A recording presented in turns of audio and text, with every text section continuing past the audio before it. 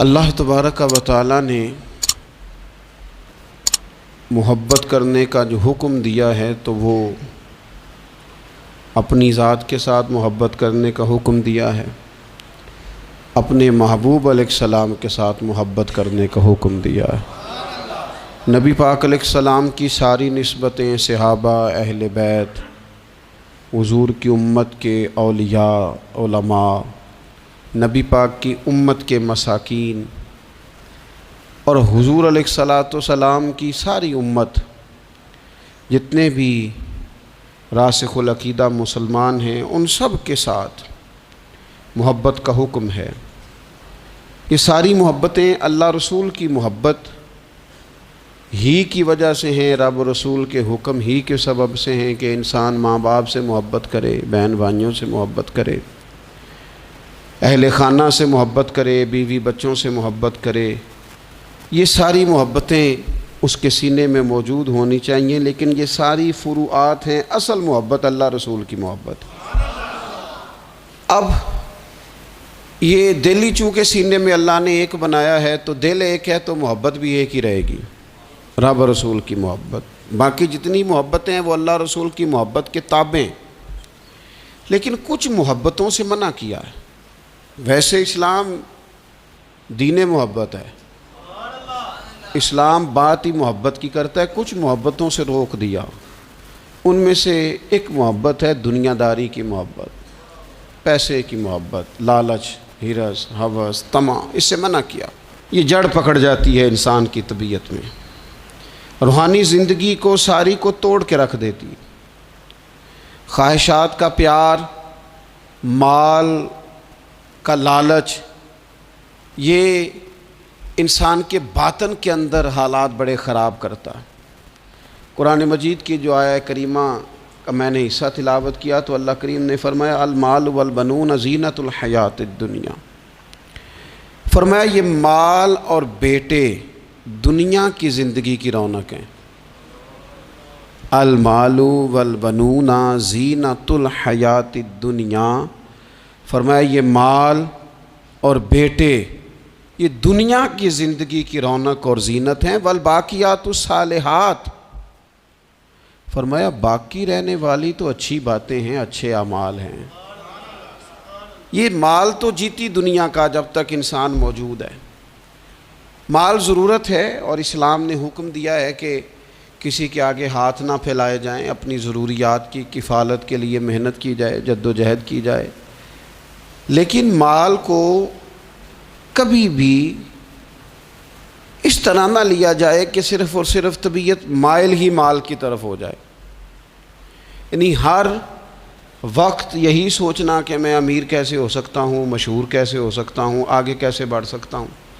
اچھا، دنیا کا مزاج یہ ہے کہ دنیا کے آپ پیچھے بھاگیں تو آگے بھاگتی ہے، دیکھ لیں تجربہ کر کے۔ آپ پیچھے بھاگیں دنیا کے مال کے، یہ آگے بھاگے گا، اور اگر آپ نے رخ پھیرا ہے تو اللہ بڑا کریم ہے، پھر تو دنیا کا مال غلام ہو جاتا ہے۔ دنیا کمانی ہے، محنت کرنی ہے، لیکن دل میں دنیا نہیں بسانی۔ نبی پاک علیہ السلام نے ایک جملہ کہہ کے ہمیں اپنی باطنی تربیت کا، روحانی بلندی کا نسخہ عطا کیا ہے۔ حضور فرماتے ہیں دنیا کی محبت ہر بیماری کی، ہر برائی کی جڑ ہے۔ دنیا کی محبت ہر برائی کی جڑ ہے۔ آپ دیکھ لیں آج لوگ ڈاکہ زنی کس لیے کرتے ہیں؟ دنیا کی محبت میں، دولت کی محبت۔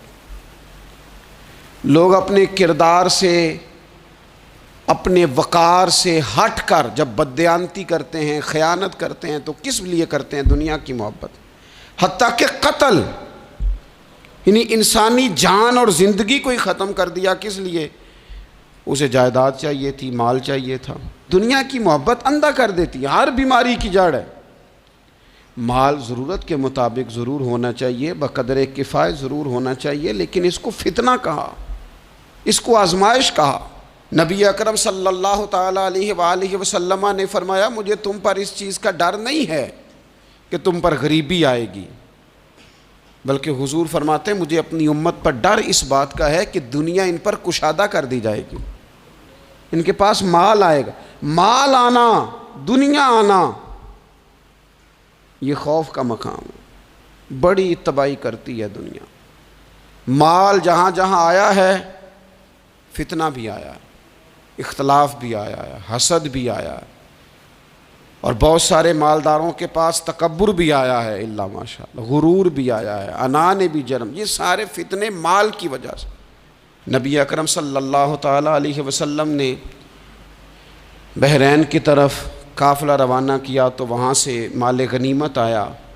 کچھ لوگ ایسے تھے جو گئے نہیں فجر کی نماز پڑھ کے، اس لیے بیٹھے رہے کہ آج مال تقسیم ہوگا۔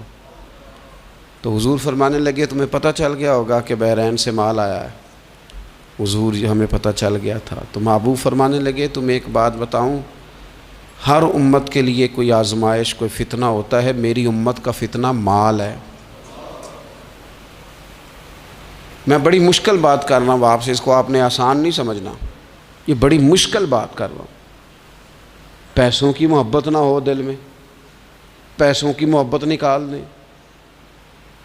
یہاں تو میرے بھائی چھوٹے چھوٹے لوگوں کو لوگوں نے بتا دیا ہے کہ بڑا نوٹ کون سا ہوتا ہے اور چھوٹا کون سا ہوتا ہے۔ یہاں تو ہر چیز تلنے لگی ہے۔ یہاں تو جس کی نظر اللہ ماشاءاللہ کمزور ہے نا، نوٹوں کی پہچان اسے بھی ہے، لوگ ٹٹول کے دیکھ لیتے ہیں کہ کون سے والا ہے۔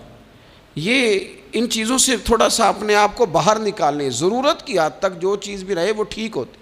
تو مال آزمائش ہے، یہ حضور علیہ الصلوۃ والسلام نے فرمایا۔ ذرا حدیث کا عنوان دیکھیے اور انداز دیکھیے حضور کی گفتگو کا۔ نبی پاک علیہ الصلوۃ والسلام فرمانے لگے، دو بھوکے بھیڑیے، خالی بھیڑیا بھی خطرناک ہوتا ہے اور الٹا بھوکا بھی ہو۔ فرمایا دو بھوکے بھیڑیے بکریوں کے ریوڑ میں چھوڑ دیے جائیں، اتنی تباہی نہیں کرتے جتنی مال کی اور شہرت کی محبت آدمی کے دل میں تباہی کرتی ہے۔ باطن اجاڑ دیتی ہے، ساری فصل تباہ ہو گئی، مسلی گئی، اندر سے ٹوٹ گیا، باطن سارا بگڑ گیا۔ کس بنیاد پر؟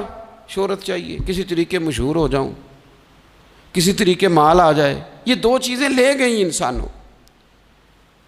اللہ کی بارگاہ سے اگر قبولیت نصیب ہو جائے نا تو پھر کئی دفعہ مقبولیت بھی نصیب ہو جاتی ہے، لیکن اگر قبولیت ہی نہیں ہے تو مقبولیت کیسے ہوگی؟